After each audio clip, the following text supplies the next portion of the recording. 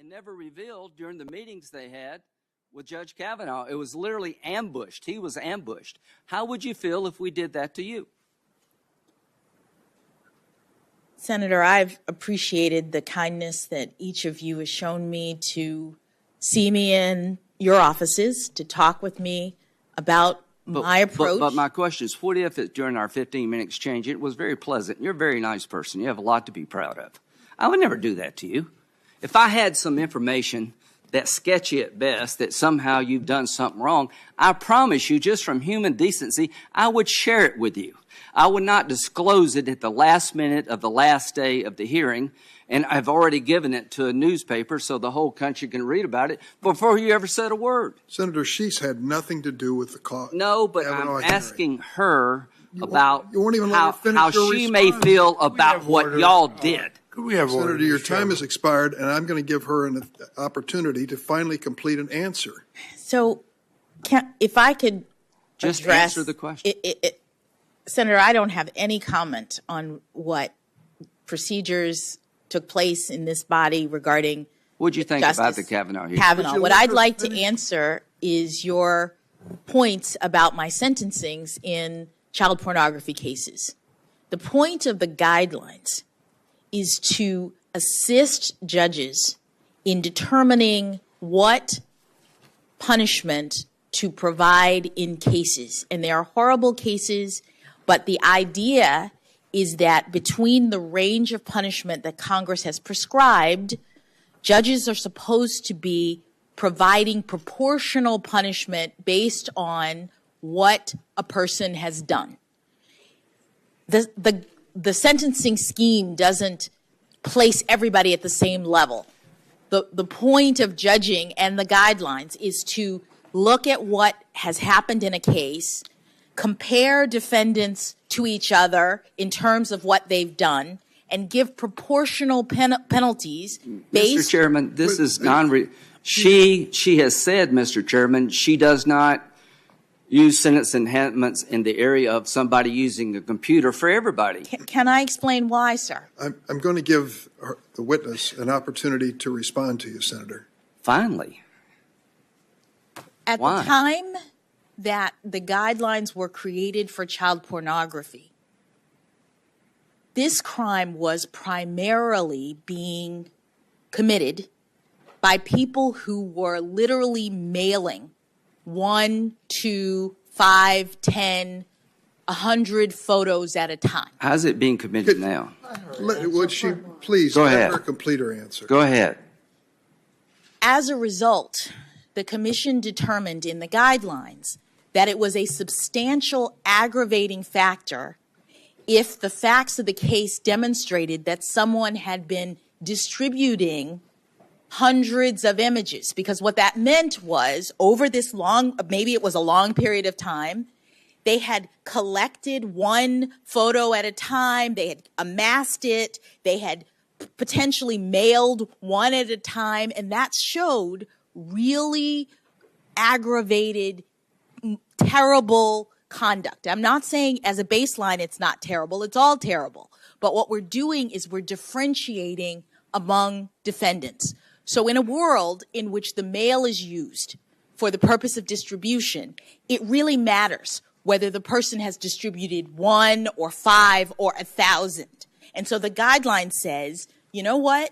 We are going to treat a person who's distributed 1,000 a lot worse, because that shows that this person is really engaged in this really horrible behavior.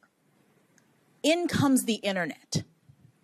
On the internet, with one click, you can receive, you can distribute tens of thousands.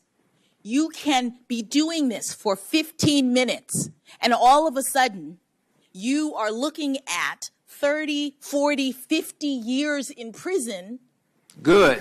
Good. I understand. Absolutely Senator, but good. what I hope you we're are. trying to do. Good. Allow her to finish, please. I hope you go to jail for 50 years if you're on the internet trolling for images of children in sexual exploitation. So you don't think that's a bad thing? I think that's a horrible That's not thing. what the witness said, and she should be allowed to answer this question once and for all. Senator, all I'm trying to explain is that our sentencing system the system that Congress has created, the system that the Sentencing Commission is the steward of, is a rational one.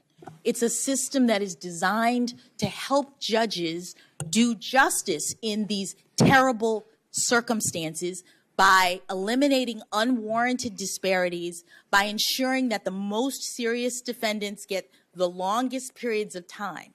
And when modes of commission of the crime change, such that in 2 seconds someone can receive or distribute thousands of images, that's no longer and this is what the commission found in their studies, an indicator of a person who, relative to other people, has committed this crime in a more aggravated way. Well, and so what we're trying to do is be rational in our dealing with some of the most horrible kinds of behavior.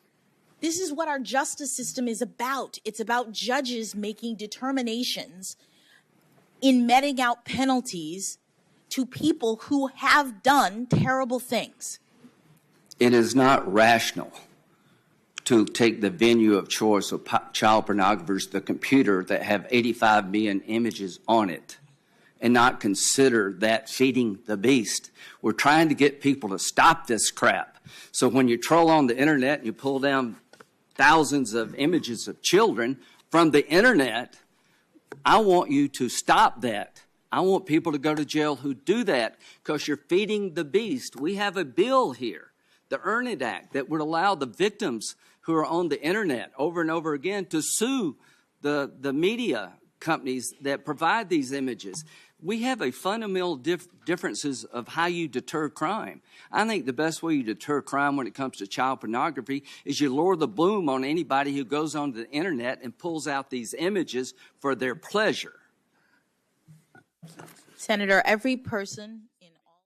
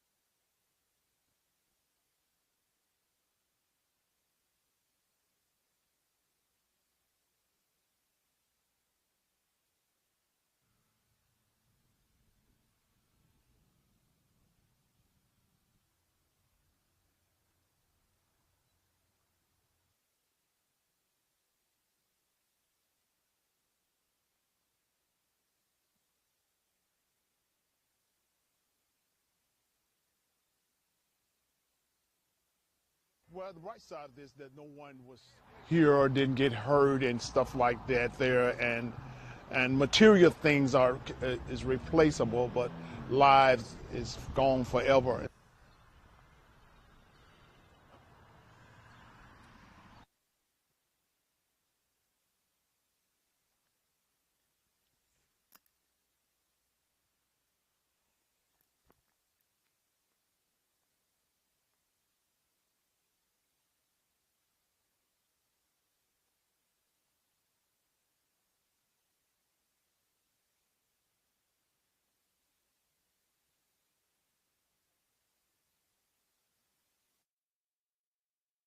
in the legal process.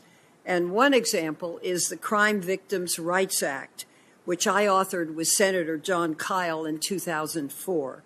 That law provides certain rights for victims at critical stages of the legal process.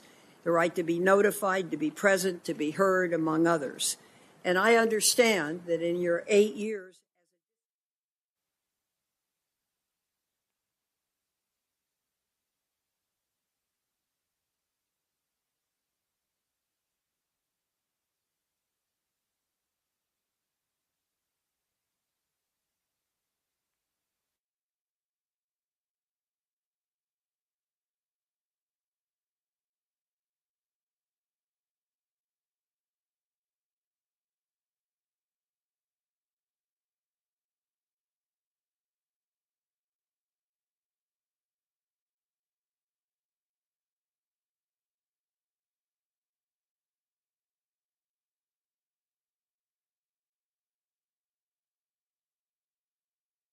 Judge, I found it to be a very important part of our criminal justice process because my sentencings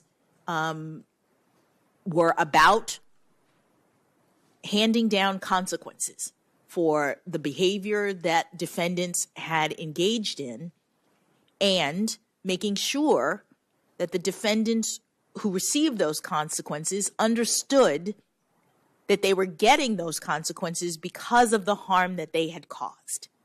And so what I felt was important for promoting the purposes of punishment, which is what Congress has required of judges to do, is to ensure that the harms were made clear to the defendant in every case.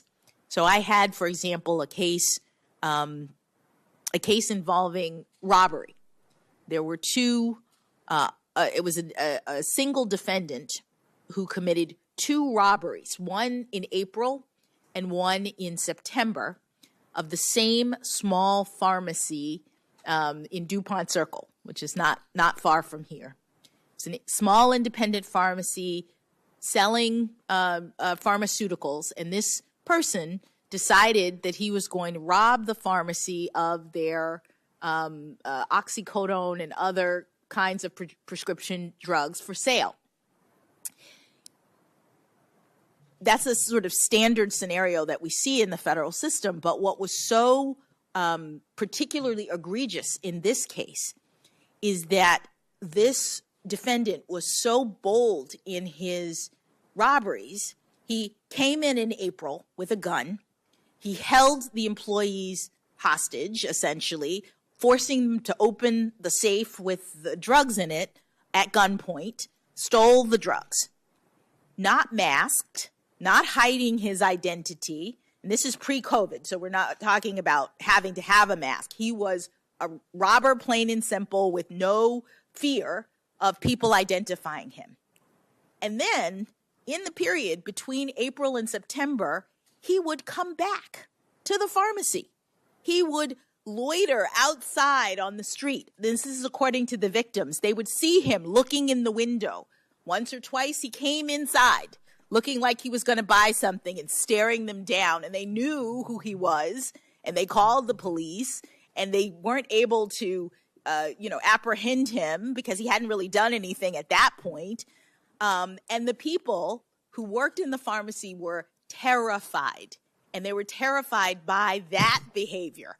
The menacing nature of it. By the time we get to September, he actually comes in and they think maybe this is another time when he's just loitering. But no, he pulls out a gun. He hops over the counter. He assaults one of the people who are working there and steals the drugs again. And that time they were able to call the police in enough time for them to come and apprehend him. So at his trial, he did not try. He didn't go to trial. You're the judge? I'm the judge. He pled guilty to this behavior, which was well documented. There was no defense that it wasn't him. But the guidelines in the case and the statutes that applied said because he used the gun, he was supposed to get something like 7 years. And I used the victim's statements to, first of all, explain to him how he had terrorized the people. Their statements said one woman said, "I can't work at the pharmacy anymore because I am so fearful that this guy will come back. It's changed my whole life." It was a whole set of really horrible circumstances that I read to him at his sentencing so that he could understand what he'd actually done. And then I sentenced him above the requirement of the law because I thought it was warranted to make clear to him that this was a terrible, terrible thing that he had done to these people. So the victim statements were really important because they explained to me and to him the consequences of his behavior, but beyond just how many drugs he stole or the fact that he used a gun. They were the real life circumstances that resulted from his behavior, and it was important for him to understand that. I've listened to most all of this testimony, which I think now you've gone on for over 15 hours. And I just want to say that I think you have a stamina and a very good brain and a real sense of empathy has been communicated to me in these 15 hours. And I want you to know that. One of the things that I'm concerned about is that the public perception of the Supreme Court has turned increasingly negative over the last few years. A recent Pew Research survey found that 44% of adults have an unfavorable view of the Supreme Court. Less than 3 years ago, that number was 30% of adults that held that view. And I understand that as a judge on the D.C. bench, you have frequently accepted invitations to speak at public events in the hopes of giving the public more information about the judicial process and more confidence in the outcome. So here's the question. Why do you think there's been a decline in the public's perception of the court? And if you are confirmed, how would you strive to improve the public's confidence in the court and its decisions? Thank you, Senator. I think that public confidence in the court is very important. It is, it's crucial to the rule of law that the public believe in the judicial process. Check, check, check. 1, 2, 3. Is this thing on? I think it is working now. Y'all, in case you were tuning into News 3 Now to see me and not watch 18 minutes worth of the Senate confirmation hearing, good news. We are back in action. We had to switch out a whole bunch of cables and microphones and yeah, that's about the extent that I can explain. But Kiwan and Joseph came in here to save the day yet again. They are angels and they are my heroes, and they're always stepping in to help out whenever there are technical issues. Turns out I think the microphone was just saw the end of its road, right? It was just a little bit old, but I see some sound levels moving now. Can you hear me? Can you hear me? Check, check. 1, 2, 3. Is this thing on? News 3 Now fans, are we here? Are we together? Can you hear me? Can we start now? 18 minutes late, but better late than never, right? Yes? No? All right, I'm going to go for it. I'm going to go for it and say that we're just going to continue with the show right now.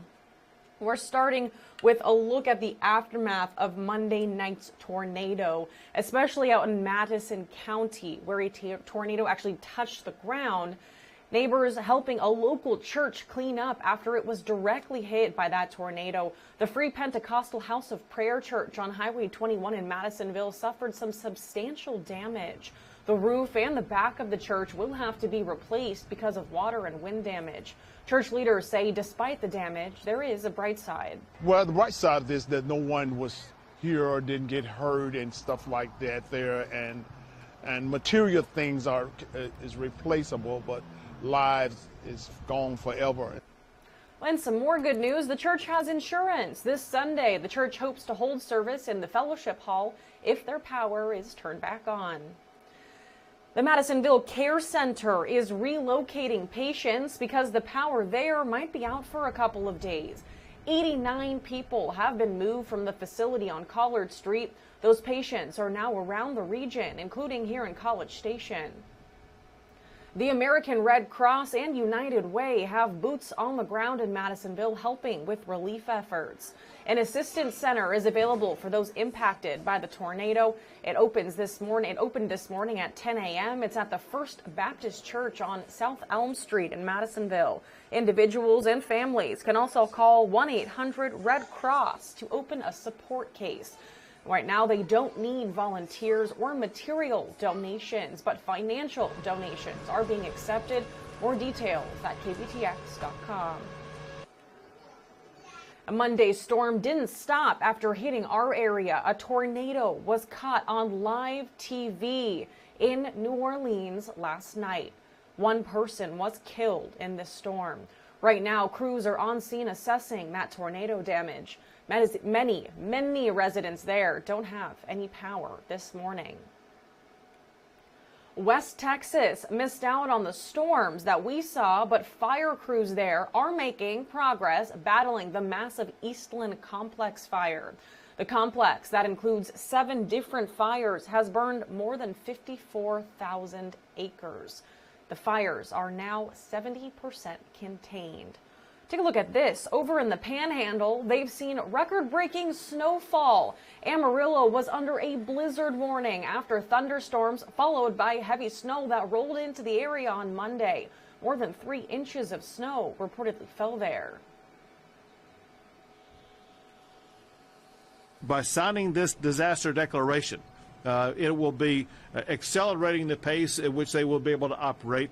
It will provide the capability of either waiving certain rules or regulations or accelerating the timetables that will assist local communities like here in Jack County. The governor issued a disaster declaration for 16 counties across the state of Texas, including Madison County. The declaration is meant to speed up the recovery process. College Station police continue to be proactive in keeping gangs out of Northgate. We told you recently that police were concerned about an increase in gang activity there, especially on the weekends. Well, there have been documented concerns by police that some gang members are threatening to shoot other members in the entertainment district. Because of this, police have been detaining suspected gang members for even minor offenses. According to a report obtained by KBTX, a suspected gang member was arrested for vaping too close to the entrance of a bar, which is a city ordinance violation. In the arrest report, officers noted that the defendant had tattoos on his left shoulder, identifying him as a member of the Only the Family criminal street gang. Police say they've also seen instances recently where people wearing gang colors or throwing gang signs have caused disorderly conduct. They say they'll do whatever it takes to suppress criminal activities and keep our community safe. Oklahoma troopers are investigating after 6 teenage girls were killed in a car crash involving a semi-truck. Authorities say the car the girls were in was attempting to make a U-turn at a stop sign. That's when troopers say a semi-truck hit them. The driver of the semi-truck was not hurt. President Biden well on his way to Europe today to meet with other world leaders. He will try to continue building support within NATO to counter Russia's invasion of Ukraine. He is also expected to announce more sanctions against Russia. He will have the opportunity to coordinate on the next phase of military assistance to Ukraine. He will join our partners in imposing further sanctions on Russia. Despite a continued Russian bombardment, U.S. officials say Ukrainian forces are now trying to take back occupied territories. Ukraine's military says it recaptured the strategically important town of Ma'ariv, just outside the capital of Kyiv. They're now fighting to get back control the cities of Izium and Kherson. Ukrainian President Vladimir Zelensky says step by step, peace negotiations are moving forward. But a Kremlin spokesman refused to rule out the possibility of nuclear attacks. He says, quote, Putin intends to make the world listen to and understand our concerns. Back here in the United States, we're talking more about the Supreme Court confirmation hearing for Judge Ketanji Brown Jackson. Like I said, into day 3 today. Today is actually the final day of questioning by the Senate Judiciary Committee. During yesterday's questioning, the committee focused largely on her 9-year tenure on the federal bench. My judicial philosophy is to rule impartially and to rule consistent with the limitations on my authority as a judge. Now, after the hearing wraps up today, Senate Democrats are confident they have enough votes to approve Judge Jackson's nomination. They're hoping she'll be able to join the Supreme Court right after Justice Stephen Breyer retires this summer. As Judge Brown Jackson enters that day 3 of Supreme Court nomination hearings, she appears to have support from a slight majority of the country. According to a Gallup poll released yesterday, 58% say they'd like to see her become the 9th member of the High Court. 30% say the Senate should reject her nomination, while 12% just didn't take a side. President Joe Biden nominated Jackson last month, and Democrats in the Gallup poll overwhelmingly backed her compared to their Republican counterparts. Well, if Jackson gets successfully through the Senate, she would become the first black woman to serve on the Supreme Court. The findings of the poll are based on just over 1,000 adults during the first half of this month before the Jackson hearings began. And watching closely, those hearings continue into today. Judge Jackson responding to some of the questions being asked of her. Like I said, we'll cut in and out of the hearings throughout the duration of our show today because it is the final day of questioning by the Senate. After 8 years with Snook ISD, Superintendent Brenda Kirchnack is retiring. She has served in public education for 33 years. She says she's proud of the work she's accomplished while serving at Snook ISD. The Board of Trustees will now begin discussions about their superintendent search. Kirchnack will remain an employee of the district until December 31st to assist with the transition. Her last day as superintendent, however, will be July 1st. A Texas court has once again reinstated a temporary injunction blocking the state from conducting transgender care as child abuse. The new ruling states that investigations cannot happen until it's determined that Governor Abbott was right when ordering gender-affirming care to be treated as child abuse. The injunction was made at the request of the families at the front of the case. At this point, it's unclear when a court will make a new decision on the case. Well, hey, there's a special event happening at the Bush Library this week where people will be able to hear from speakers described as revolutionary women of color. Organizers say the 3 women played key roles in the progress made during the civil rights era. They worked on issues regarding gender, race, education, and the justice system. You are invited to attend this panel tomorrow. What we hope that they'll take away is a sense of, I guess, really gratitude, kind of awe, if you will, at the spunky daring of these people who, when they were far, far younger than I am now, possibly younger than you are now, that they really did these very brave things that made the world we have now. That panel will be followed on Friday by an all-day conference. That event starts at 9:30 at the George Hotel. You can find the link to register on this webpage at kbtx.com.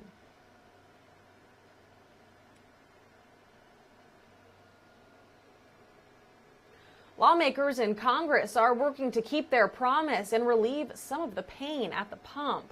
They're considering up to $2,000 in stimulus payments. It's all part of a proposed gas rebate act. The measure would pay out $100 per person every month. Single taxpayers who make up to $80,000 a year and joint filers who make up to $160,000 would qualify. Now, with drivers facing sticker shock right now, let's take a closer look at how U.S. oil production relates to soaring gas prices. AAA says the national average for a gallon of gas is now $4.24. But the price of crude oil is much more important to oil producers. This morning, the benchmark price is over $115 a barrel, a lot higher than this time last year. Omar Villafranca went to Oklahoma to show the impact of oil prices on local operators and the people who depend on them. That's Carol's house. Is that how you identify things? Oh, yeah. Hidden between the barns and buried 3,000 feet underground is Darlene Wallace's fortune. Wallace operates 13 small oil wells near Seminole, Oklahoma, known as stripper wells, producing up to 15 barrels a day for Columbus Oil Company. There are about 400,000 operational stripper wells in the United States. It's not a high-producing well. It's not a gusher. Well, that's why they call them stripper wells, because we are stripping the last bit of oil out of the well that we can possibly get.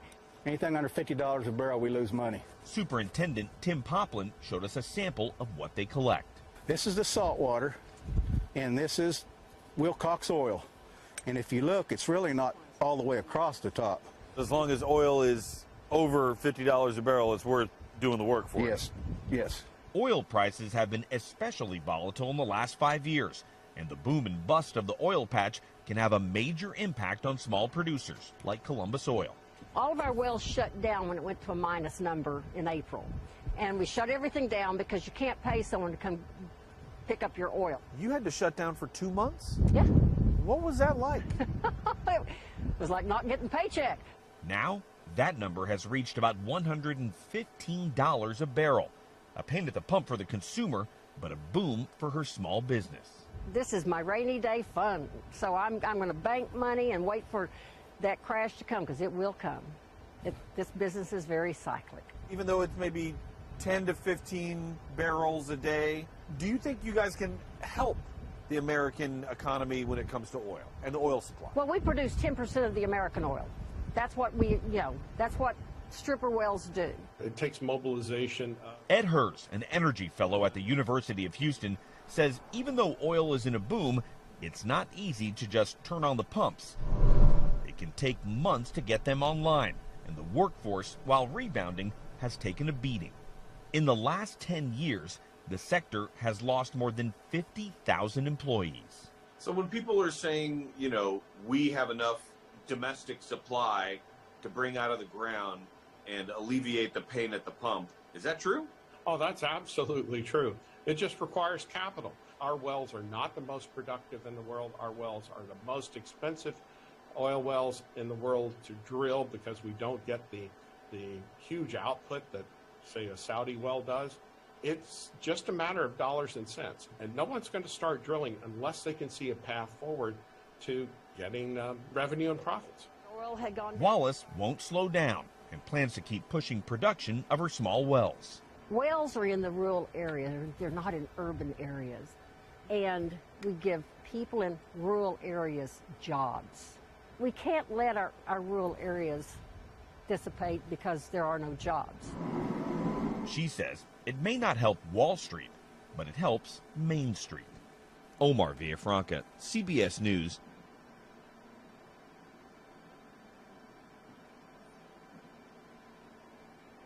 White House Press Secretary Jen Psaki has tested positive for COVID-19 again.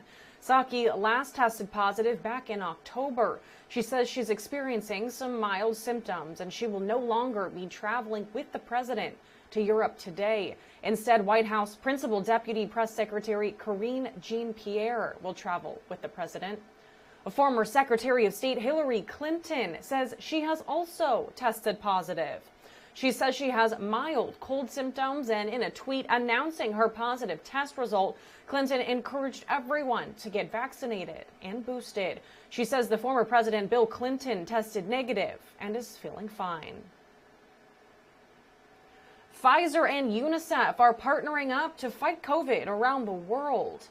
Starting next month, Pfizer will supply 4 million courses of its antiviral pill to UNICEF. The medicine will go to people in 95 low and middle income counties, which cover 53% of the world's population. Lower income countries will not just pay for a profit price, and countries with higher incomes will pay according to tiered pricing arrangement. A Pfizer recall to tell you about. The company is voluntarily recalling its blood pressure drug, Accuritic. Pfizer says there is too much of a particular impurity that could increase the risk of cancer if you're exposed to too much for too long.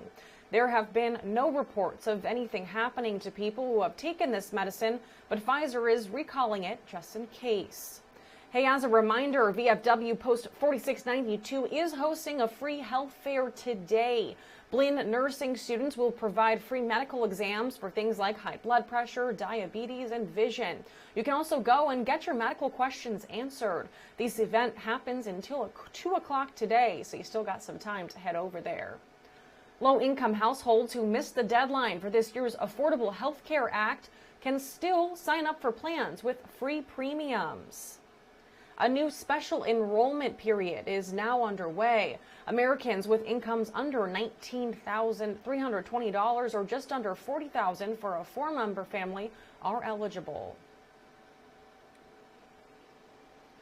The coronavirus pandemic has led to hospital staff shortages nationwide as healthcare workers report a significant rise in burnout. One survey by the American Association of Critical Care found that 70% of nurses said their experiences during the pandemic have caused them to consider leaving nursing. CBS's Natalie Brand shows us how a hospital group in Maryland is addressing the issue head on. My name is Angie. I'm one of the nurses here. How are you today? ICU nurse Angie Wheeler considers the job a calling. But the pandemic posed a test unlike any other in her 4 decades of experience. The pandemic totally changed nursing. And it's led to a surge in burnout among healthcare workers nationwide. This hospital in Prince George's County, Maryland, has experienced up to 30% turnover in nursing staff, according to Chief Nursing Officer Crystal Beckford. If hospital systems don't address this, what does that mean? Operationally, you could come to a standstill. We have to address nursing burnout. That means rolling out a new self-care strategy, from treats to say thank you, to a quiet room to take a breath, even if only for a few minutes. Notice any tension? Meditation over Zoom. Hold it. Technique shared with new nurses in training. Hospitals engaging with their staff and doing the little things really go a long way. Ashley Gick, a nurse of 5 years, is using a new tuition assistance program to study management as hospitals innovate ways to retain their critical front line. If we keep where we're at right now with staffing shortages and increased patient ratios, it burns you out, heart and soul. While healthcare workers are trained to put others first, what do you think is going to prevent healthcare workers from burning out? Taking care of yourself first and foremost. The intensity of the past 2 years has stressed the importance of taking time to recharge. It's nice in the midst of things to see some beauty and appreciate life in order to better serve others. Natalie Brandt, CBS News, Maryland. Luminous Health in Maryland says their hospital chaplains are also making rounds to check in on the nursing staff in addition to the usual job of helping patients and their families. We're going to jump back in live to Washington, D.C. for the confirmation hearing of Judge Ketanji Brown Jackson. Texas Senator John Cornyn is next up to address Jackson. So let's go live now and listen to what he has to say. What this is, right? The Supreme Court cases that deal with the right of abortion is a result of substantive due process analysis like you and I talked about yesterday. Yes. Okay. In the, you remember when you were confirmed for the Court of Appeals, in that process, we had a hearing, and then we sent you questions for the record, what we call QFRs around here. Yes. And one of those, question number 10, was, does the Constitution protect rights that are not expressly enumerated in the Constitution? As part of your answer, you said, you mentioned Roe versus Wade and Planned Parenthood versus Casey, and you said this, and I'll quote, they articulate a limited right to terminate a pregnancy. What is the limitation that you understand that was pronounced in Roe versus Wade and Casey when it comes to a right to terminate an abortion? What are the limitations under current law? Under current law, as I understand it, there are limitations in so far as there can be regulation of that right pre-viability unless the regulation imposes an undue burden on the exercise of the right. And there can be regulation after viability, as long as there's exception for the health and I think maybe life of the mother. So it's the limitations are about whether and to what extent the government can regulate the right. Is it your understanding under the current precedent of the Supreme Court that there is a right to abortion up to and including the time of delivery of the child? Senator, I don't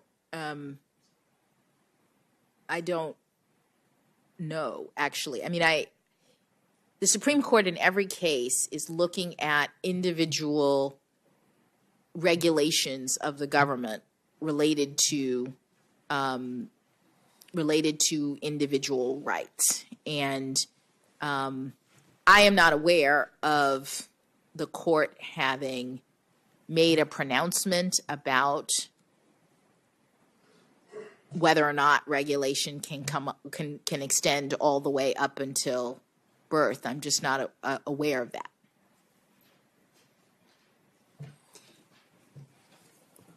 And that it's because the court is looking at individual cases and making its rulings in the context of individual cases and not making sort of pronouncements in general. So you are suggesting that in some individual case, the right to abortion could extend through the entire pregnancy up until the time the child is delivered? No, Senator, I'm suggesting that I'm not aware of any case that's handled the issue.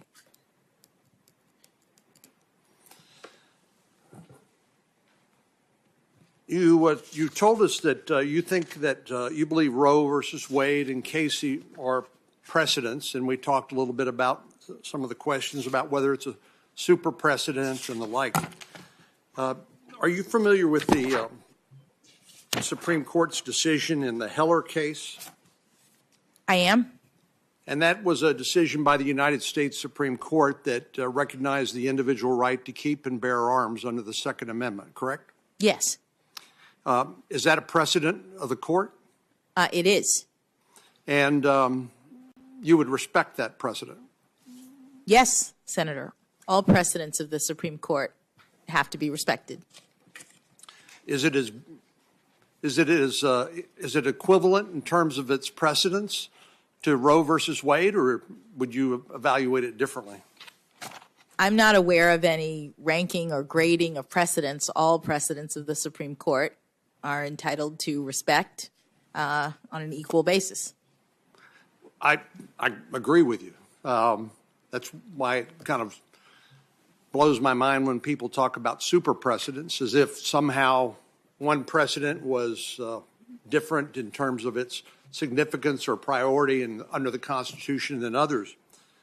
In the short period of time I have remaining, let me just revisit with you some of the questions we talked about yesterday with regard to free exercise of religion. And of course, that's recognized explicitly under the United States Constitution, the First Amendment, correct? Yes. Okay. Are you familiar with the cases that have been litigated before the Supreme Court of the United States involving the Little Sisters of the Poor with regard to the Affordable Care Act mandate on contraception coverage? Yes. Okay. Now, the Little Sisters of the Poor are a benevolent group of nuns. I think there are about 300 of them that take care of elderly and infirm individuals. And, of course, as a matter of their religious beliefs, as documented in the court's opinions, they don't believe in either contraception or abortion. Do you agree with that? I believe that was described in the case that you're talking about. I think that's right, too. Yes. Yeah.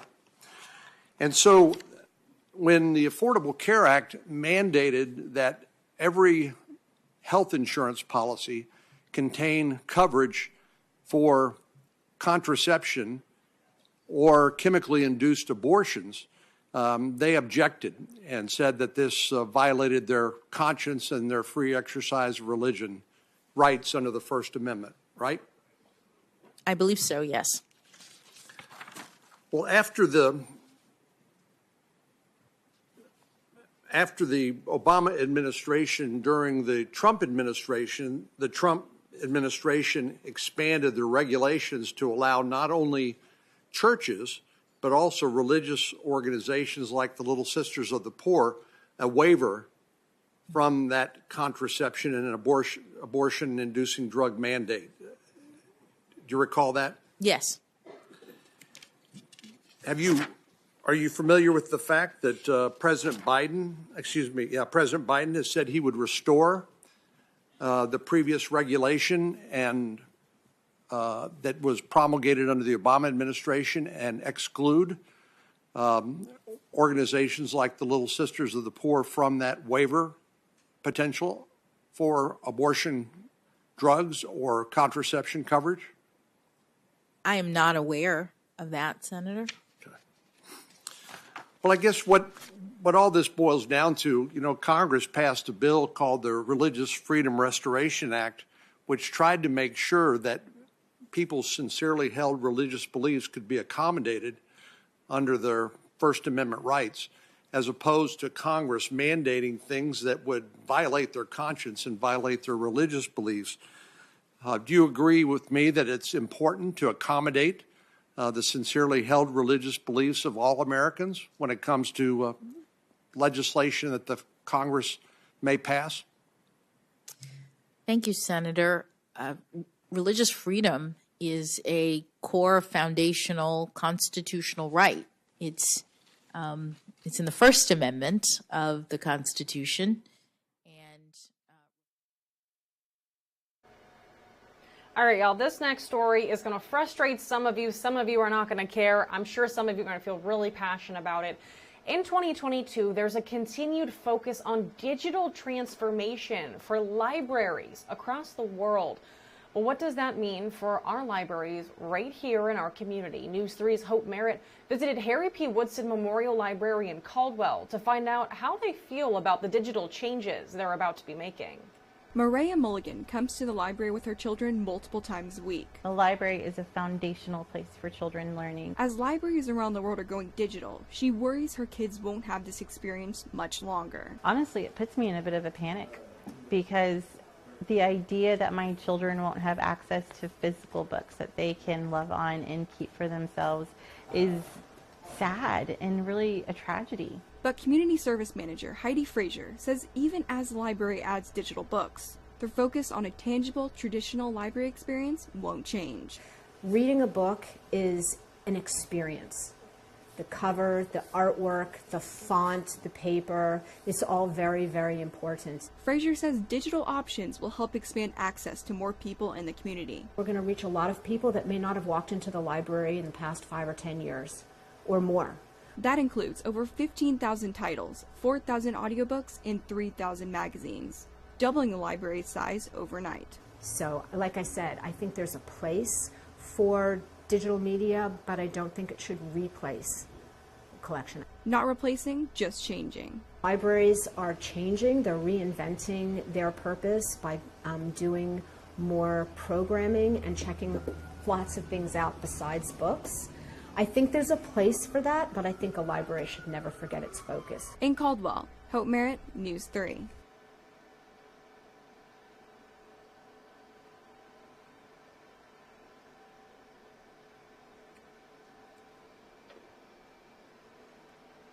All right, a couple of fun stories, and then we'll check in for the rest of our weekly and weekend plans on this Wednesday, and then we'll take our break. So, first and foremost, if you like Peeps, squishy little marshmallow Peeps, This is pretty cool. This Easter, you can customize your Peeps.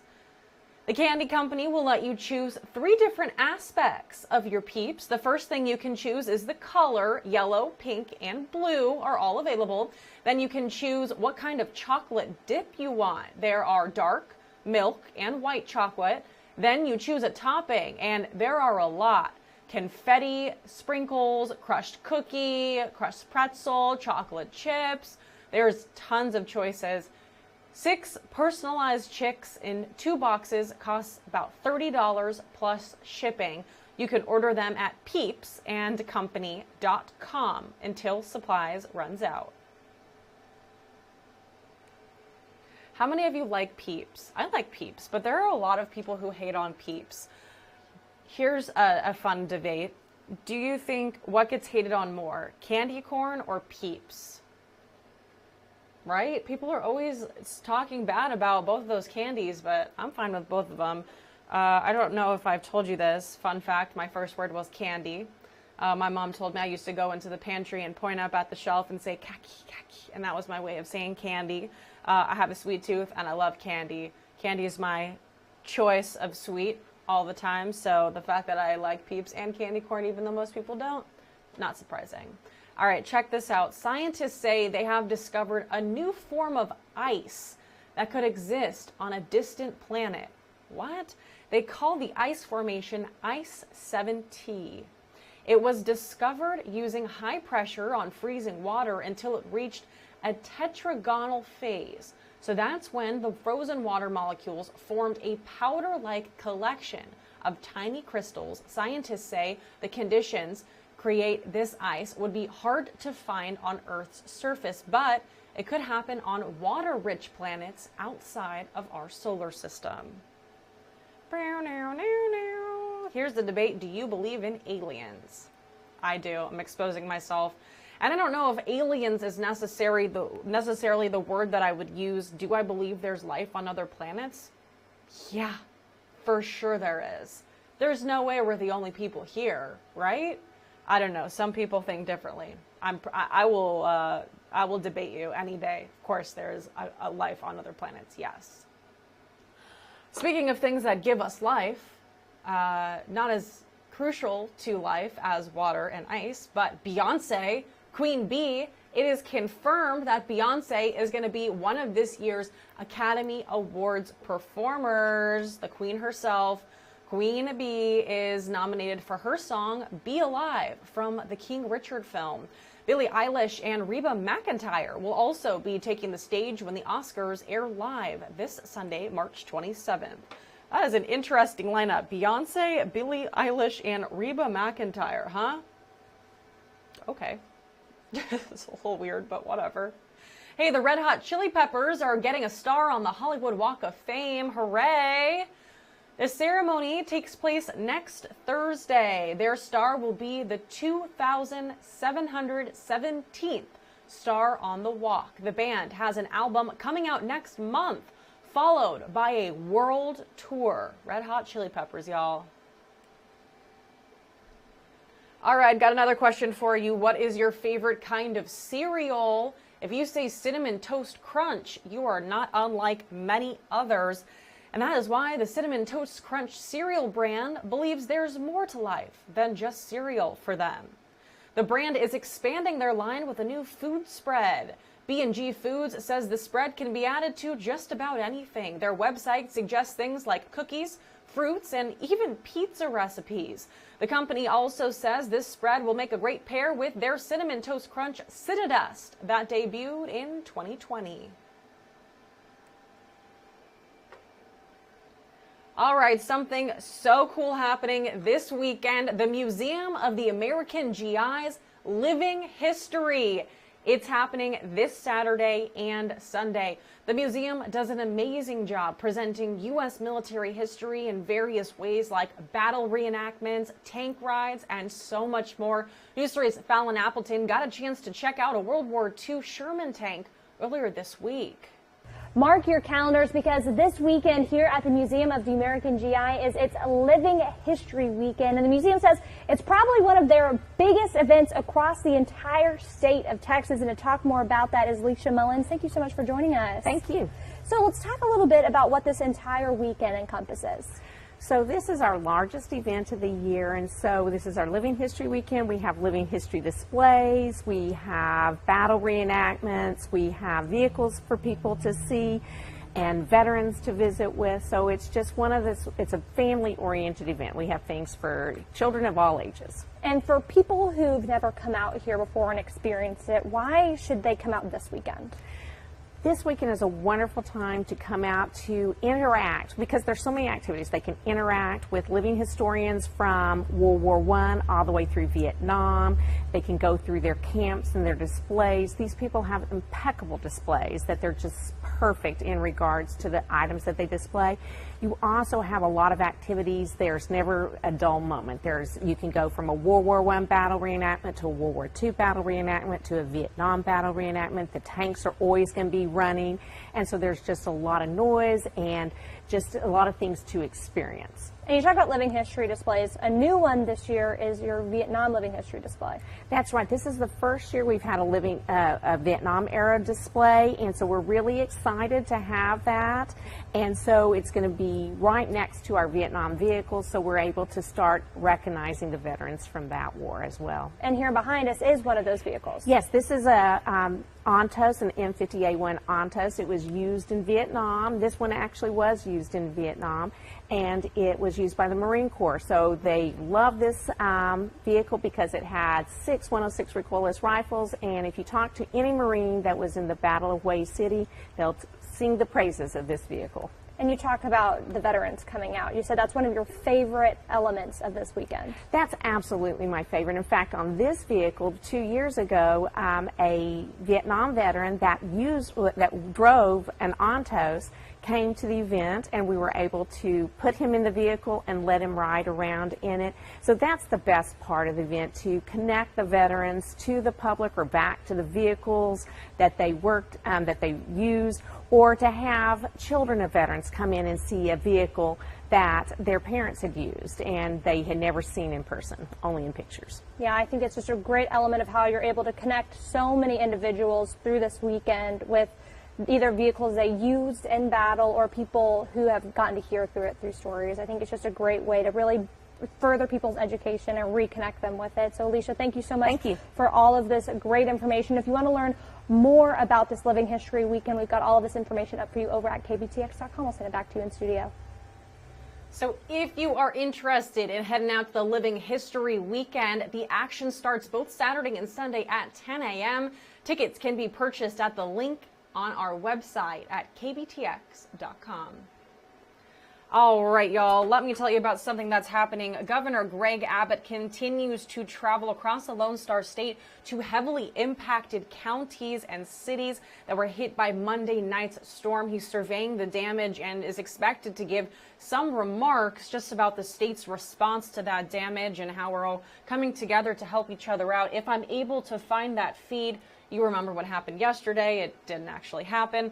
Well, if I'm able to find that feed today, then that's what we will take during our break. It is supposed to be happening about noon, so we're 1 minute away from that. Again, no promises. Not sure if I'll be able to find the feed, but just know that the governor is going to be traveling around today. He is in Sherman right now, and we are getting confirmation from our chief meteorologist, Shel Winkley, about reusing this word, confirmation that tornadoes did touch the ground in several counties throughout the Brazos Valley. So more information coming later today in our afternoon and evening shows from Shel, but we'll continue to keep you updated on that.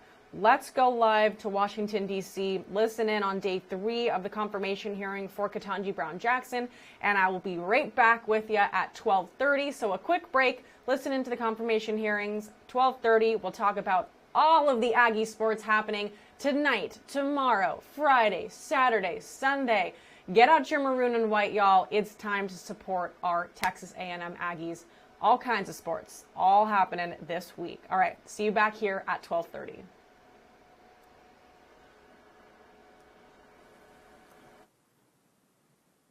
in the Gulf oil explosion. So that is my concern. My concern is that the picking of the justices has been handed to special interests. And we know that's the case because, as I showed yesterday, everybody involved admitted it. The President of the United States said so. The co-founder of the Federalist Society said so. A former chairman of this committee said so. And the President's legal counsel said so. And what happened in that process by which the justices were picked over at the Federalist Society? We don't know. There wasn't a poll that was taken of Federalist Society members saying, you know, give us your recommendations. I don't know that there was any meeting of the board. Let's take this up. Let's go through a proper agenda. What appears to have happened is that people went into a back room and there was wheeling and dealing, and millions of dark money dollars flowed into the Federalist Society during this period. And what came out were names. And those went straight to the president and straight to here. But the picking appears to have been done in the confines of a private organization by anonymous special interests. There is no country in the world that does that by way of how you pick judges.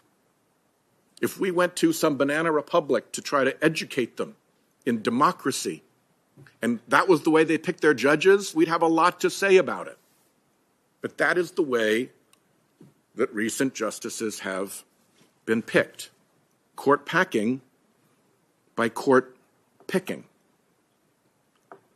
And deputizing this to the Federalist Society is very unusual. Them having no process, no public process for implementing that deputization is very unusual. The provenance of these mysterious lists that were produced and how people got on and off them, that is very unusual, unprecedented in our history.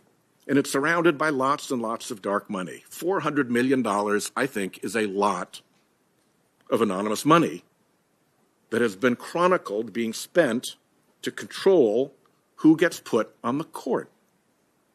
And controlling who gets put on a governmental body is how you capture a governmental body, and a captured governmental body is a wrong thing, whether it's a railroad commission or the United States Supreme Court. There is in that method of judicial selection not just the prospect of impropriety, but indeed the likelihood of impropriety. If it's pay to play and checks for millions anonymously delivered will get you into the room to decide who is going to be on the Supreme Court, we got a problem. And that's what happened. And the thing that makes it even worse, in my view, is that as you pursue this and play it out, you see the decisions of the court line up in an astonishingly clear pattern with the interests of big Republican dark money donors. That is my concern. That, I think, is a legitimate concern. If you disagree with me, disagree with me. But that is the concern, and I wanted to lay it out here because it's not about court packing. It's about the integrity of the court, and it's about the unfortunate comparison that can be made now between the captured agencies delivered through picking of their membership and what looks more and more like a captured court delivered by the picking of its membership in secret with a very, very high ticket price to be in the room where the picking took place. So, like I said, colleagues can agree, colleagues can disagree. We all have our shots to make our cases. Because this has come up tangentially in multiple different ways, I wanted to take this moment and lay out what my case is and explain it as clearly and simply as I can. And I thank the chairman for allowing me that opportunity. And I yield back my remaining 7 minutes. And I congratulate, Your Honor, you for the patience that you've shown with all of us. It's not over, but it's close. Thank you, Senator. Thank you, Senator Whitehouse. And of course, you've joined the Hall of Fame, yielding back 7 minutes. Senator Lee? Thank you, Mr. Chairman. Thank you, Judge. I want to talk next a little bit about a case that you were involved in, a case called Coal River Mountain Watch versus United States Department of the Interior. It was decided a ruling that you issued in 2015 while in the federal district court. I know you've handled a lot of cases. I have. I can't imagine that by merely triggering the case name that would necessarily bring it back. But this case involved a challenge to an administrative action within the Department of Interior on some issues bearing on coal mining within the state of West Virginia. There were two parallel challenges brought against that administrative action. One in a federal district court in West Virginia, where the land in question was located, and another in the U.S. District Court for the District of Columbia, where you sat. The government defending itself against that action brought by some environmental groups asked that you dismiss the D.C. case so that the matter could be litigated in West Virginia. You denied that. Can you, based on my description of the facts, does that ring any bells, and can you tell me why you might have denied it? Thank you, Senator. It actually doesn't. It sounds like, dozens of cases that I handled with similar issues and requests. Something like a motion to dismiss is early in the action. Sure. And so denying a motion to dismiss is pretty routine in the District of Columbia. I understand, and I'm sure you handled a lot of those all the time as a district judge. The reason I raise it is just because it relates indirectly to some concerns that I've got that are somewhat unique to the western United States. We have a lot of cases that involve the U.S. Department of the Interior and agency actions taken relative to the public land that we have. In every state east of Colorado, the federal government owns less than 15% of the land. In most of those, it's much less than 15%, in the single digits or low single digits. In every state, Colorado and west of Colorado, the federal government owns more than 15% of the land, and most of the time it's a lot more. In my state, it happens to be about 2/3 of the land that's owned by the federal government. As a result, it complicates our ability to do just about everything we do, whether it's recreation, construction, oil and gas development, whether it's just accessing people's farms and ranches, or even something as simple as trying to fund local fire, police, search and rescue operations. All these things are affected by the excessive ownership of federal land by the federal government and the way it's often managed. Sometimes decisions made at the federal level are challenged in parallel actions like these. One in the forum state, in the host state to where the action is happening, another in D.C. And I'm always concerned about forum shopping. And I'm sure that's something you watched out for as a judge and saw forum shopping from time to time. It's also something that touches on an issue that involves statutory interpretation.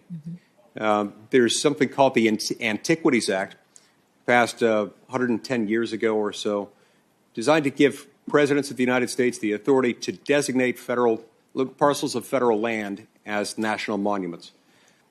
The text of the statute states that the limits of the parcels in question should be, quote, confined to the smallest area compatible with the proper care and management of the objects to be protected. Now, given that these presidential proclamations tend to be broad, it's sometimes the objects to be protected are also broad.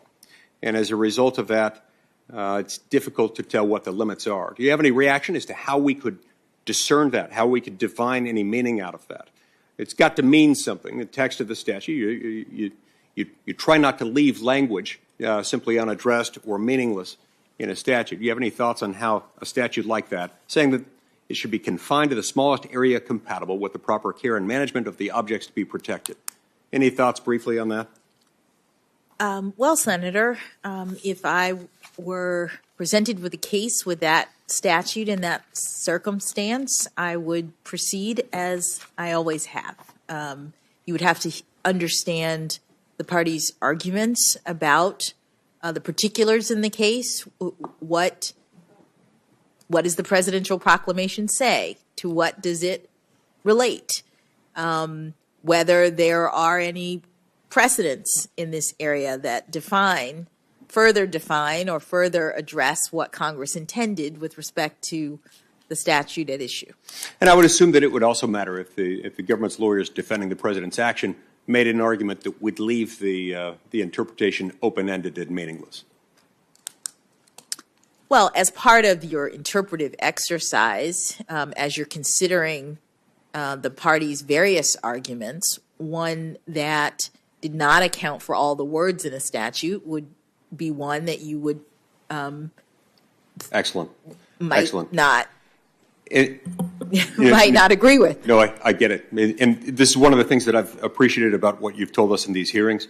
I really like the way you've described the fact it's important to construe the text that you're asked to interpret.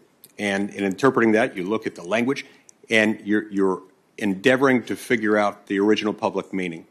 And I think that is a very helpful thing. All right, let's move to a different issue a moment ago. Now, you clerked on the U.S. Supreme Court for Justice Breyer in October term 1999. Is that right? That is right. That was the same, and you clerked for Justice Breyer. I did. And that was the same year that the Supreme Court issued its decision in a case called Stenberg versus Carhart. This is the case where the Supreme Court of the United States struck down a Nebraska law prohibiting partial birth abortion.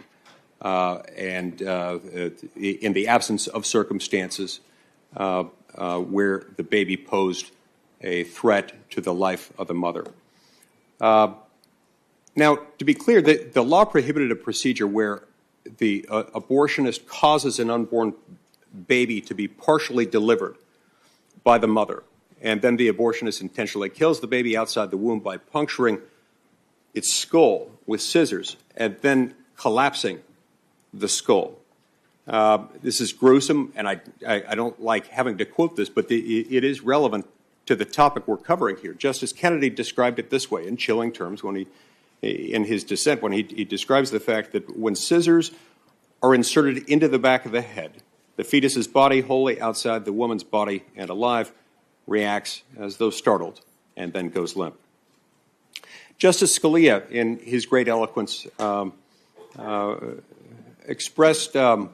lamented the ruling, but also expressed optimism for the fact that future courts would get it right, saying, quote, "I'm optimistic enough to believe that one day Stenberg versus Carhart will be assigned to its rightful place in the history of this court's jurisprudence beside Korematsu and Dred Scott. This method of killing a human child, one cannot even accurately say an entirely unborn human child, prescribed by this statute is so horrible that the most clinical description of it evokes a shudder of revulsion."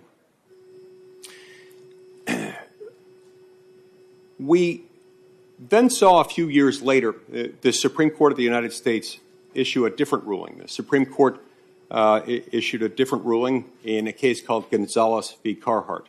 Gonzalez v. Carhart upheld a different statute. This one was federal rather than state, but it was a different federal statute that also prohibited partial birth abortion. Judge Jackson, can you distinguish these cases for me? What was the difference between Gonzalez v. Carhart, where the partial birth abortion ban in question was upheld, whereas in Stenberg v. Carhart it was invalidated? Thank you, Senator. I don't have the opinions in front of me. I think it had to do with the method of extraction, the fact-finding related to the procedure. In one case, the district court had made some findings and the court felt bound by them. In another, there was considerations beyond those that were previously relied upon. So there were distinctions that the court looked at and considered in the cases, but yes. Let's talk about court packing for a minute. Yes. One of the reasons court packing concerns me, one of the many reasons, is because it's not prohibited in the first instance. It's not prohibited by the Constitution. There's nothing in the Constitution that says that Congress may not change the size of the Supreme Court. There's no limitation on that. We have, for 152 years, stuck with the number 9. It has worked, and in the absence of an argument saying that that number is too low, that the court is too small. From a workforce standpoint, we need to expand it.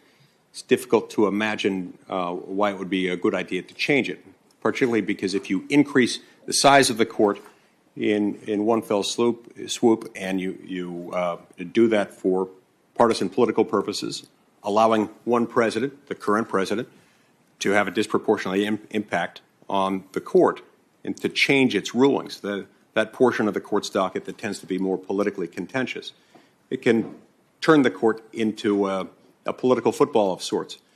Given the fact that our Supreme Court justices serve for life,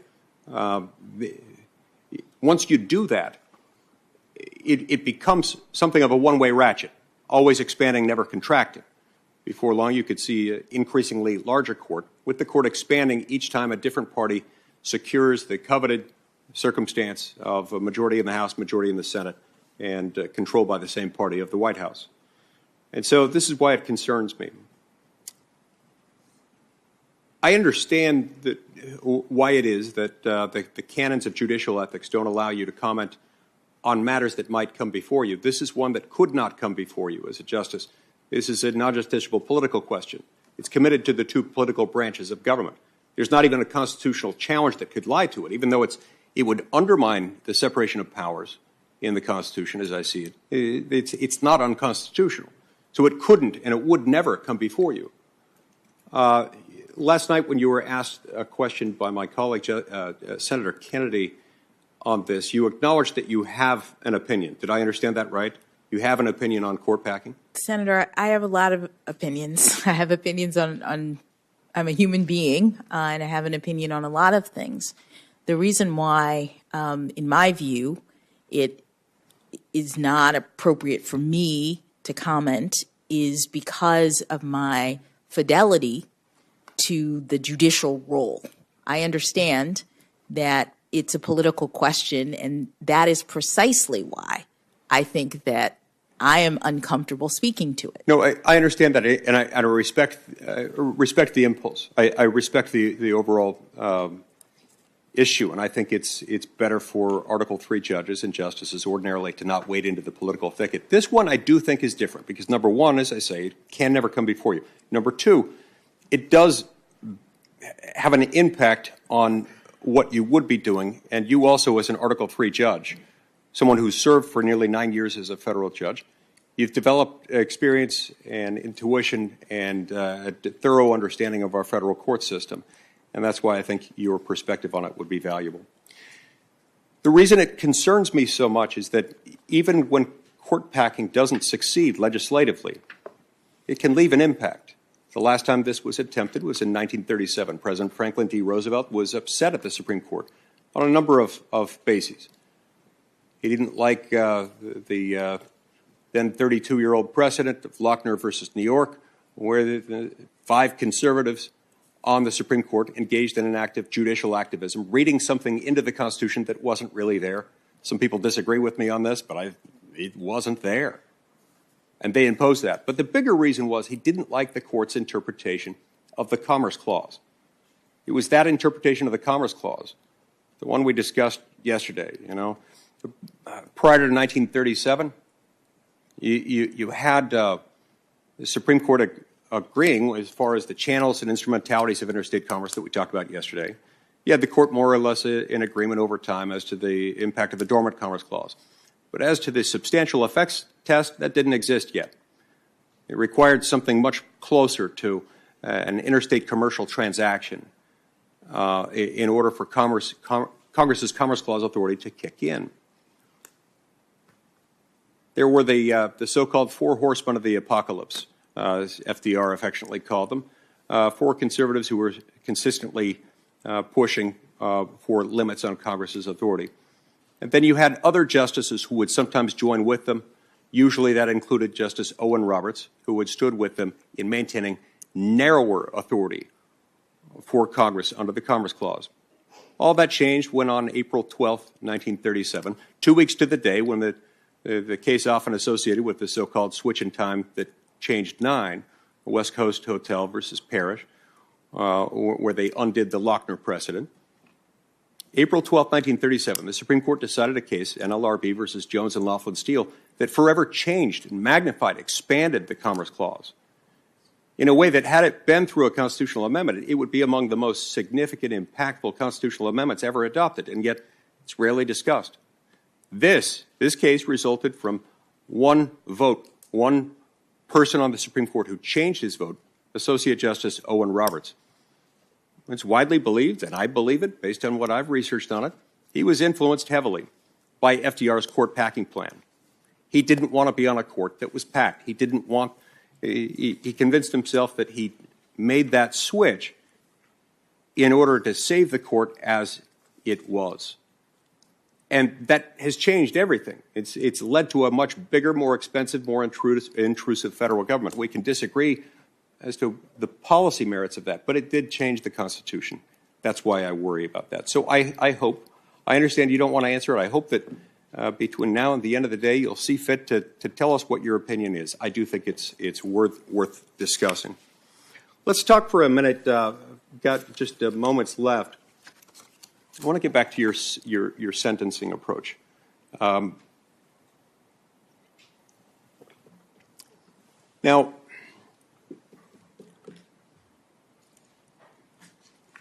when you approach these child pornography cases, what you're describing in many circumstances is an overall concern that you've got with the sentencing guidelines, and particularly that portion of the sentencing guidelines that deals with child pornography cases. This showed up in the transcripts of some of your sentencing hearings, including the transcript of your sentencing hearing in the Hawkins case. I turn to that to page 38, lines 17 to 24 of that transcript, and here's something you say in that Hawkins case. And I believe this was the 18-year-old defendant that you sentenced to 3 months in prison, when the lower end of the guidelines range would have been 97. I think the higher end would have been in the 120s or something like that.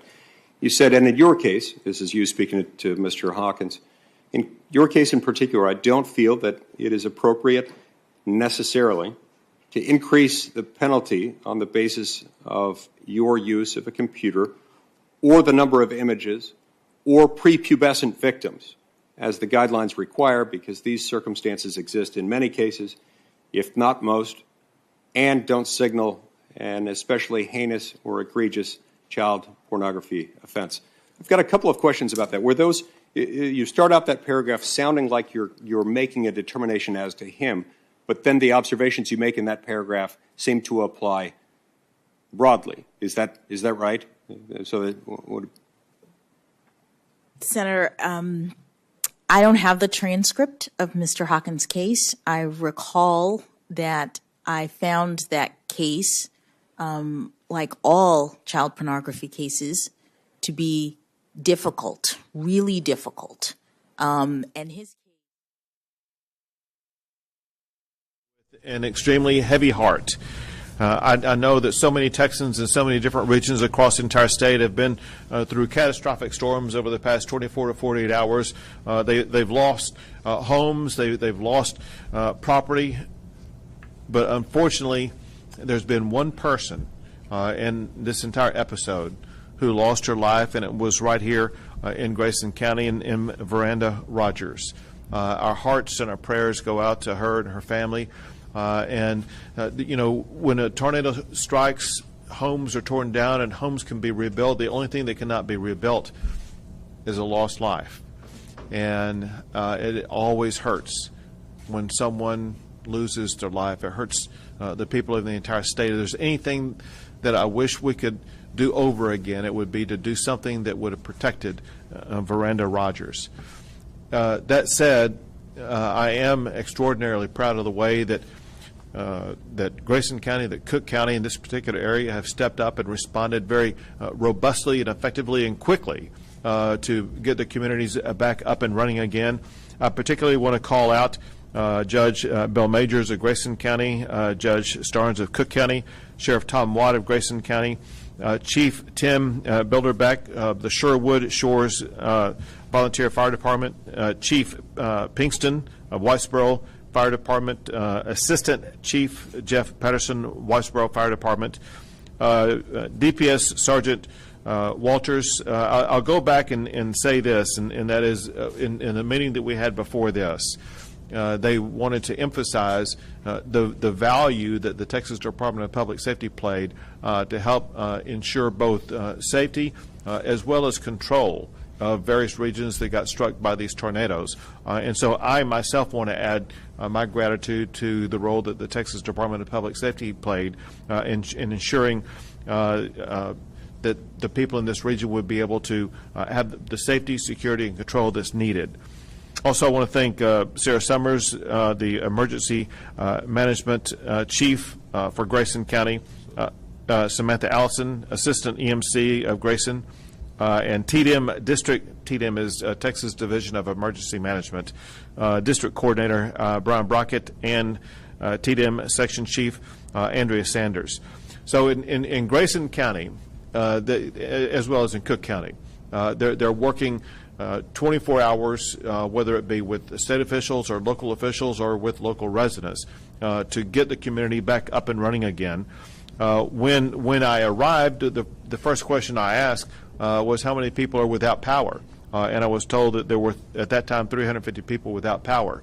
Right before coming in here to visit with you all, that number was updated from 350 to about 65 people now without power. So it shows you both the pace and the effectiveness that people are working to make sure that power is restored. Listen, when a tornado strikes an area, it rips down power lines. It rips down the transmission capabilities for electrical power, and it's something that sometimes takes days to get restored. To see the swift way they are restoring the power is incredibly important. That said, it could be a while longer for those final power connections to be restored. Grayson Collin Electric Cooperative is working around the clock to make sure that will be done. In Grayson County, it's my understanding that there's about 53 homes that have been destroyed, which is a very large number. But amazingly, from what I understand, even though 53 homes have been destroyed and harmed in one way or another, there was no one in Grayson County who is needing shelter at this particular time. Those who have had their homes destroyed, they're staying with family or friends or have other accommodations set up. In addition to the one tragic fatality here in Grayson County, there are 8 people who are still hospitalized and with different degrees of seriousness of the injuries that they suffered. Some are suffering from some serious injuries. We pray for their ongoing recovery. For Grayson County disaster relief, there's always fellow Texans who really want to help out and support each other, and there is relief that is needed, and people want to know how they can provide relief. I'm going to give you 2 ways here in Grayson County. One is a way that you can text relief to provide support for those who need it. Text GCTV to 313131. Again, text GCTV to 313131 to donate financial support to help those in need at this particular time. Also, Sherwood Shores Volunteer Fire Department is accepting donations or support of any kind to assist people as they rebuild their lives. Now, one thing that's being done as we speak, and that's very important in the overall response to these disasters, is doing assessments of damages. There's a reason why this is important, and that is in order for the state and this region to be able to receive financial support from the federal government FEMA program, we need to be able to report all the damages that have been sustained for it to add up to the figure that qualifies for financial support from FEMA. I want to give you a website address that people can report their damages to. It's damage.tdem.texas.gov. Again, that is damage.tdem.texas.gov. Also, there may soon be a location on the county website that people can report that to. Bottom line, we as an entire group, including the citizens of this of Grayson County and Cook County, we all need to do everything we can as quickly as possible to make damage assessments and to report those assessments so that we can qualify for FEMA support. In addition to Grayson County, obviously Cook County was struck. The damages are not as severe in Cook County as they are in Grayson County. Fortunately, no one in Cook County right now is without power. About 15 homes were damaged. About 5 of those were totally damaged.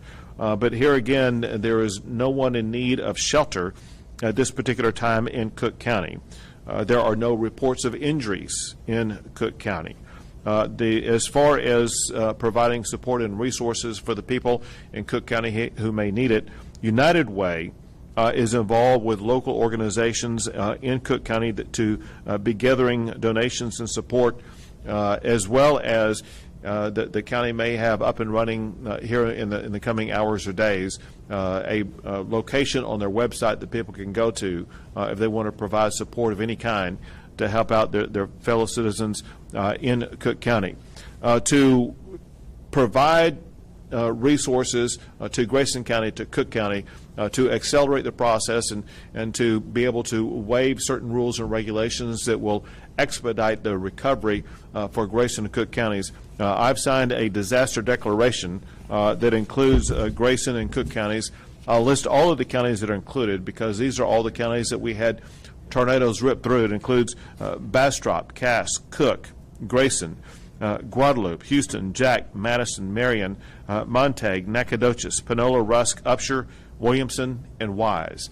And this disaster declaration will go a long way to providing resources as well as accelerating the process of recovery for the folks here in Grayson and Cook counties. With that said, I would like to now pass it to Grayson County Judge Bill Majors. Thank you, Governor. Thank you for being here.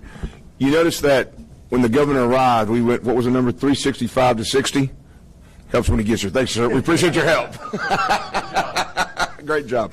No, I just want to thank Sarah Summers and her team, and Sheriff Watt and his team, and all the countless volunteers in the fire departments throughout Grayson County. This is truly, I said this the other day in Commissioner's Court, this was truly a community effort, and everyone is pulling together in Grayson County. Governor, we appreciate the state's help with Task Force 2 and with DPS, all the things the state is doing for us. We really do appreciate you, sir. Thank you very much. Thank you. And now, Judge Starnes.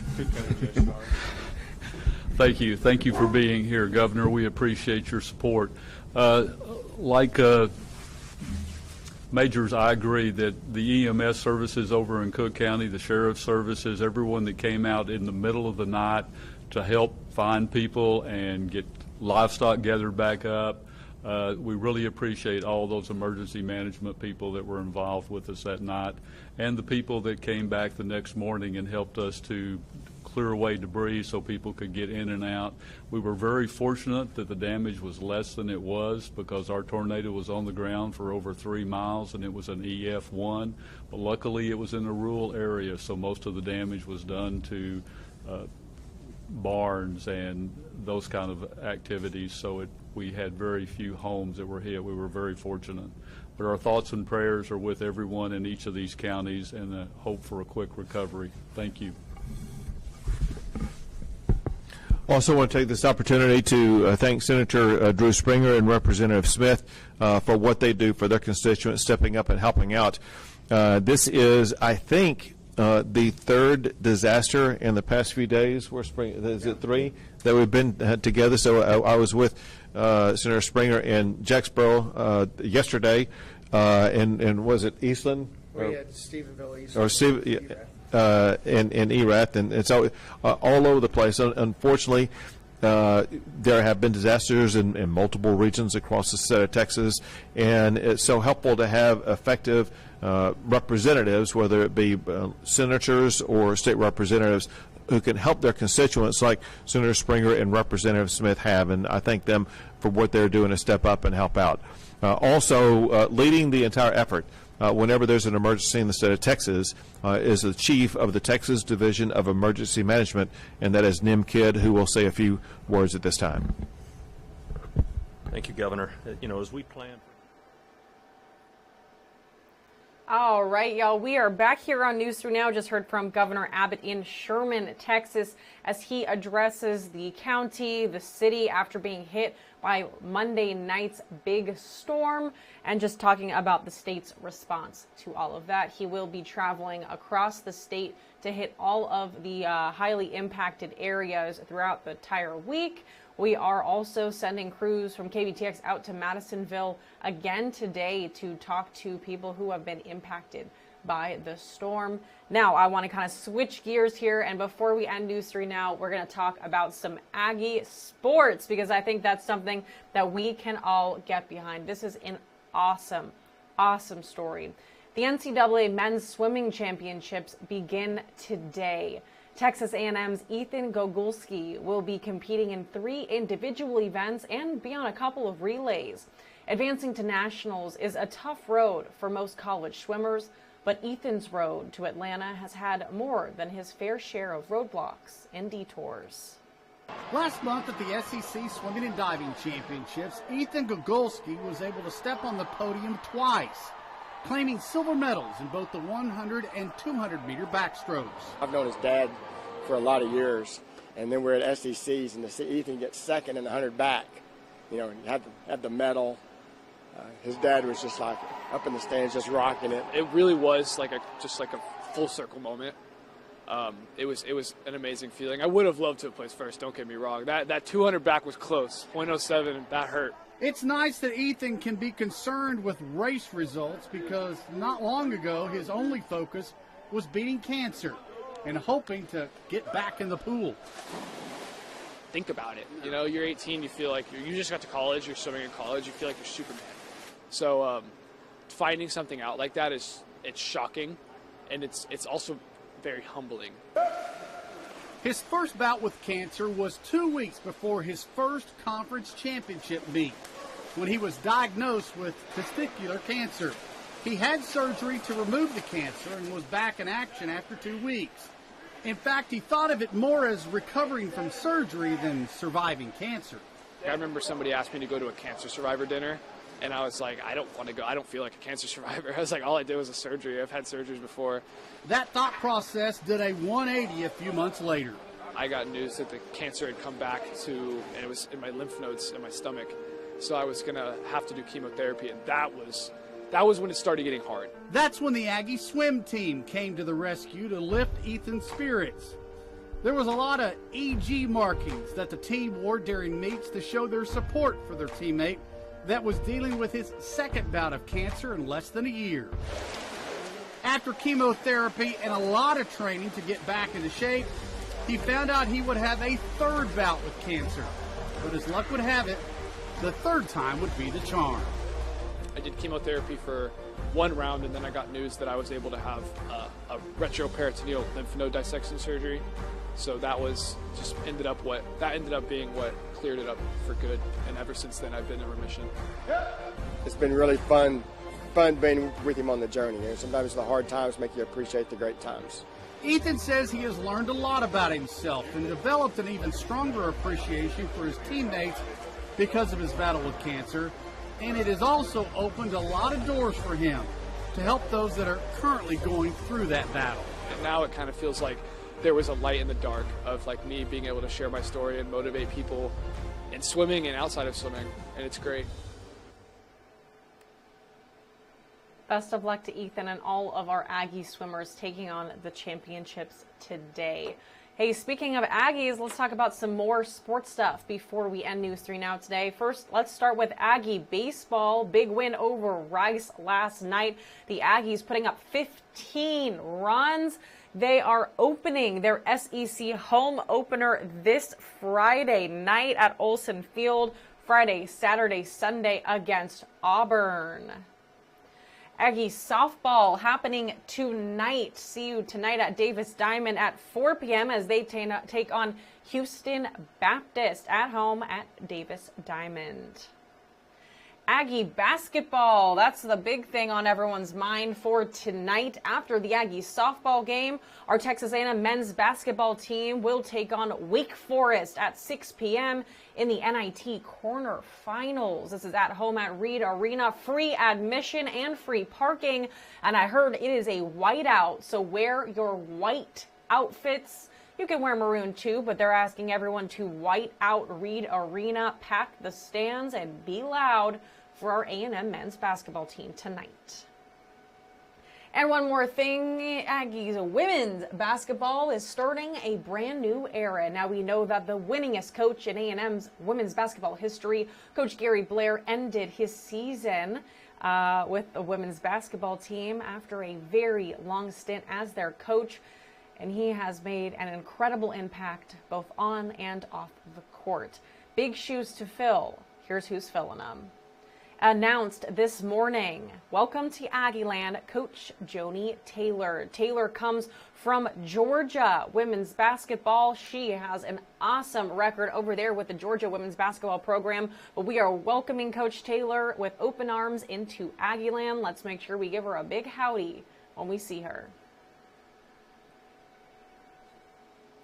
All right, y'all, last but not least, here's what I'm about to pull up. It's a good one. It has to do with National Puppy Day. Today, March 23rd, is National Puppy Day. And if you weren't awake at 4 o'clock in the morning, you might have missed the puppies from Aggieland Humane Society that came to greet Kathleen and Josh and Max on BBTM. But Aggieland Humane Society posted a thread of puppies up for adoption at Aggieland, and so we're gonna just spend the next few minutes looking at puppies. Happy National Puppy Day from Spaghetti and from Meatball. How cute are they? We're just gonna keep going on this thread. Here's Jet. We love Jet, pretty blue eyes. London, Bristol, Flip Flop. Love these names. Manhattan. Oh, so cute. Here's Croc. Hey, Croc. For more puppy cuteness, you can head on over to aggielandhumane.com/finddogs. Adoption fees for all pets reduced to $12 through the end of this month for Aggieland Humane's March Madness special. Happy National Puppy Day. If you have a cute picture of a puppy that you love, send it my way. I want to see it. Make my day. Send me puppy pictures. Happy National Puppy Day. Happy March 23rd. I hope you have a fabulous rest of your Wednesday. We'll be right back here for more News 3 Now tomorrow. Same time, same place. You know where to find me. I'll see you then. You are loved, and I'm happy that you're here. See you tomorrow. Thank you for watching News 3. Local, trusted.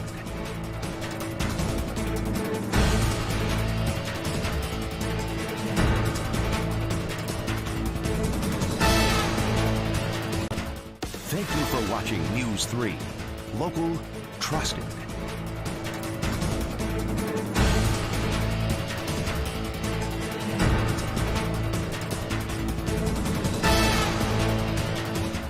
Thank you for watching News 3. Local, trusted.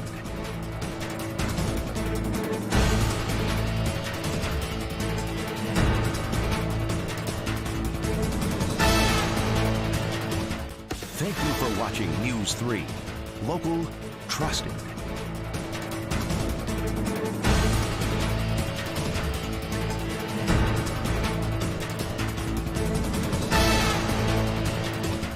Thank you for watching News 3. Local, trusted.